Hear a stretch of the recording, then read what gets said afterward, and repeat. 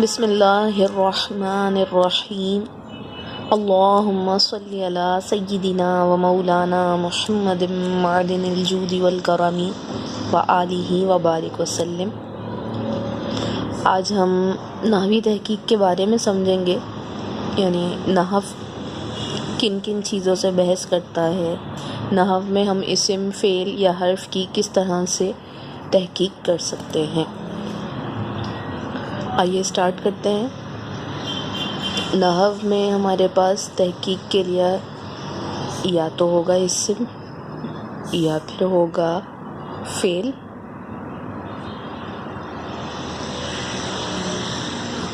اور تیسری صورت ہے یا پھر وہ ہوگا حرف۔ اگر اسم ہوگا، مثال کے طور پر لے لیتے ہیں زید، اسم ہے تو ہم دیکھیں گے معرفہ ہے یا نکرہ ہے۔ سیکنڈ ہم دیکھیں گے واحد تثنیہ اور جمع میں سے کیا ہے۔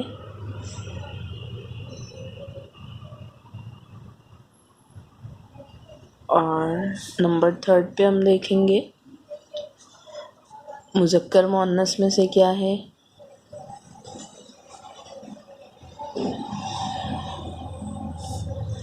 اس کے علاوہ ہم دیکھیں گے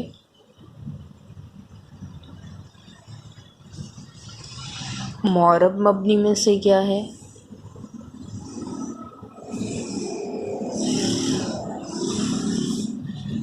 مبنی ہوگا تو مبنی کی اقسام میں چلے جائیں گے، مبنی الاصل ہے یا مشابہ مبنی الاصل ہے۔ معرب ہوگا تو معرب کی اقسام میں سے 12 اقسام ہیں، کسی بک میں کسی میں 16 اقسام ہیں، تو اس میں سے کیا ہوگا۔ مثال کے طور پر زید ہے، مفرد منصرف صحیح ہے۔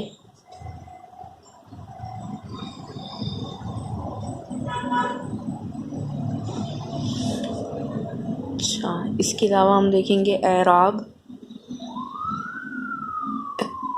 اعراب کیا ہوں گے اس اسم کے، حالت رفعی ہے، حالت جری ہے، اس حساب سے اعراب بتائے جائیں گے۔ اس کے علاوہ ہم دیکھیں گے اعراب بالحرف ہے، اعراب بالحرکت ہے،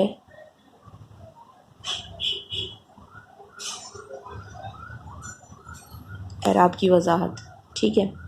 اس کے بعد مزید ہم کیا دیکھیں گے، اعراب لفظی ہے یا تقدیری ہے یا پھر محلی ہے۔ لفظی اور تقدیری آپ کے آ جاتے ہیں معرب میں اعراب، اور مبنی میں اعراب آتے ہیں محلی۔ اگر مبنی کی تحقیق کر رہے ہوں گے تو محلاً اعراب بتا دیے جائیں گے۔ اگر معرب کی 16 اقسام میں سے کچھ ہے تو لفظی اعراب ہوں گے یا پھر تقدیری ہوں گے۔ ان کی بھی وضاحت ابھی کرتے ہیں۔ اس کے علاوہ ہم دیکھیں گے اگر اسم ہے تو اس پر عامل کیا ہے، عامل کون ہے جو کہ عمل کر رہا ہے۔ پھر وہ جو عامل ہے وہ عامل لفظی ہے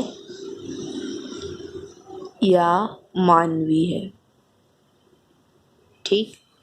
اس کے علاوہ ہم بتا دیں گے اعراب اصلی ہیں یا طبعی ہیں۔ اگر توابع کی 5 اقسام میں سے اعراب آ رہے ہیں تو اعراب طبعی ہیں، اگر اس 5 اقسام میں سے نہیں ہیں تو اعراب اصلی ہیں، ٹھیک۔ اسم اگر ہمارے پاس موجود ہے زید، تو سب سے پہلے ہم نے دیکھا معرفہ نکرہ میں سے کیا ہے، زید معرفہ ہے۔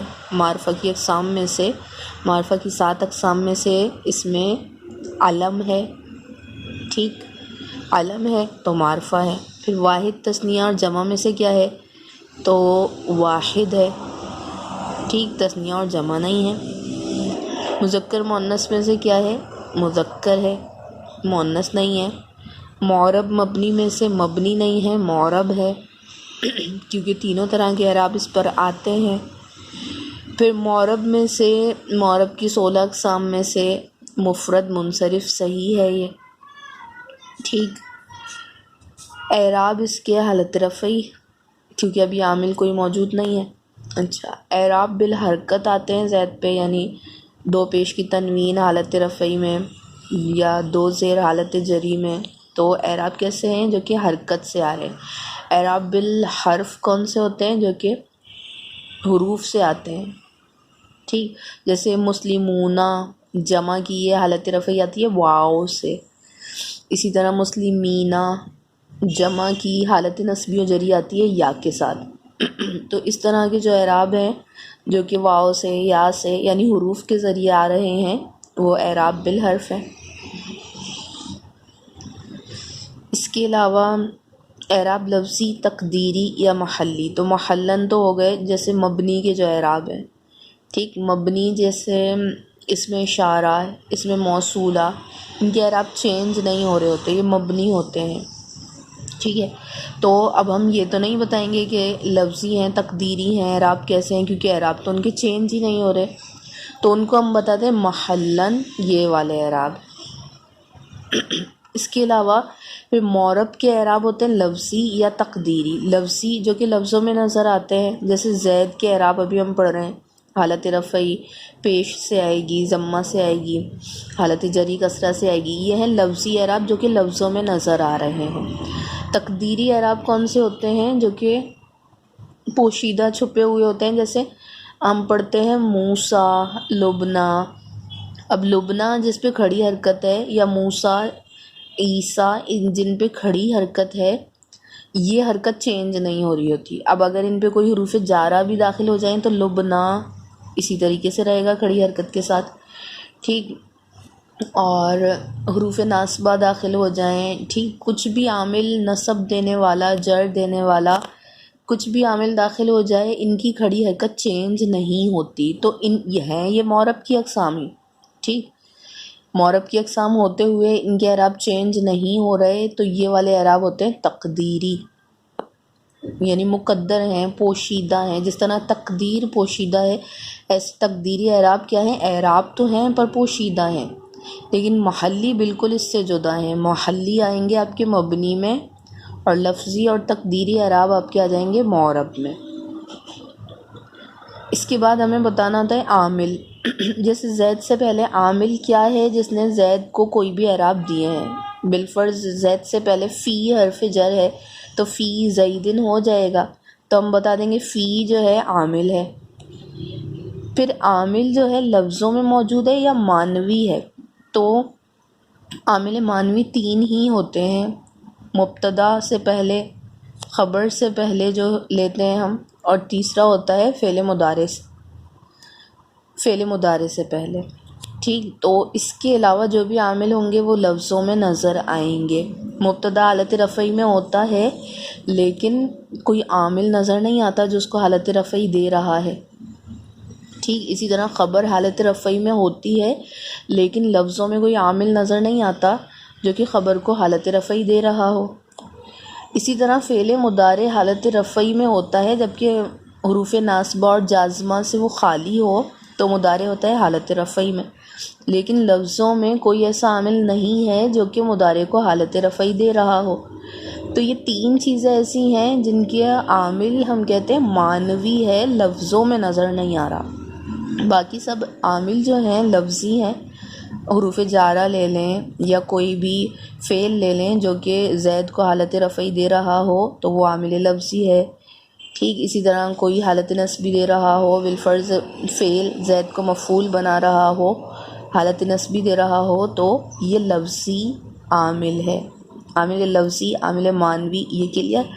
آخری چیز تھا ہمارا اعراب اصلی ہیں یا طبعی ہیں۔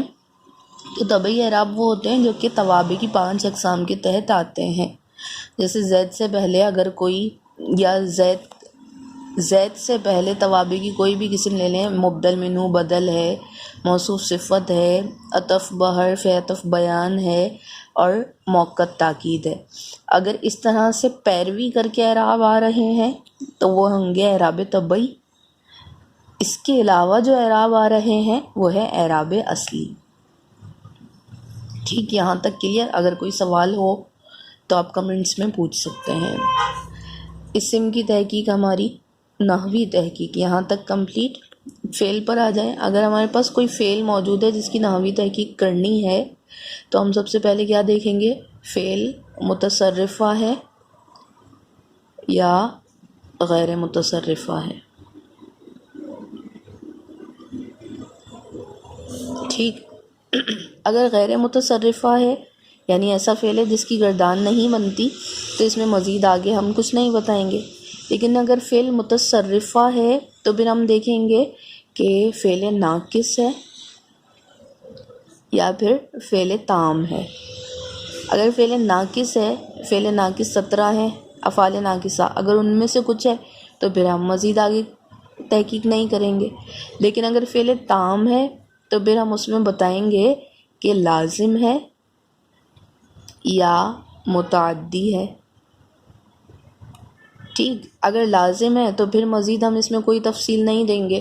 اگر متعدی ہے تو پھر ہم اس میں تفصیل کیا دیں گے کہ متعدی بیک مفعول ہے یعنی ایک مفعول آتا ہے اس کا، یا متعدی بدو مفعول ہے یعنی 2 مفعول آتے ہیں اس کے، یا پھر متعدی بسا مفعول ہے یعنی اس فعل کے 3 مفعول آتے ہیں۔ ٹھیک، متعدی ہے تو ہم یہ 3 چیزیں بتا دیں گے۔ یعنی فعل کی بہت مختصراً تحقیق ہے۔ سب سے پہلے ہم بتائیں گے متصرفہ ہے، غیر متصرفہ ہے، پھر اگر متصرفہ ہے تو تام ہے، ناقص ہے، پھر اگر تام ہے تو پھر تام میں کیا بتا رہے ہیں؟ لازم ہے، متعدی ہے، پھر اگر متعدی ہے تو متعدی میں ہم اس کے مفعول کو ڈیفائن کر رہے ہیں کہ کتنے مفعول کا تقاضا کر رہا ہے فعل۔ یہاں تک فعل کمپلیٹ۔ حروف پر آ جائیں۔ حروف میں ہم بتائیں گے حروف عاملہ ہے یا غیر عاملہ ہے۔ ٹھیک، عاملہ ہے تو ہم اس کا عمل بتا دیں گے، کیا عمل کرتا ہے۔ جیسے بالفرض فی حرف ہے، ہم اس میں بتا دیں گے عاملہ ہے، عمل کرتا ہے، کیا عمل کرتا ہے؟ جر دیتا ہے۔ ٹھیک، صرف اتنی تحقیق اس میں۔ یہاں تک ہمارا نحو کا دائرہ کار، یعنی نحو میں ہم کن چیزوں سے بحث کر رہے ہوتے ہیں نحوی تحقیق میں، یہ ہمارا کمپلیٹ۔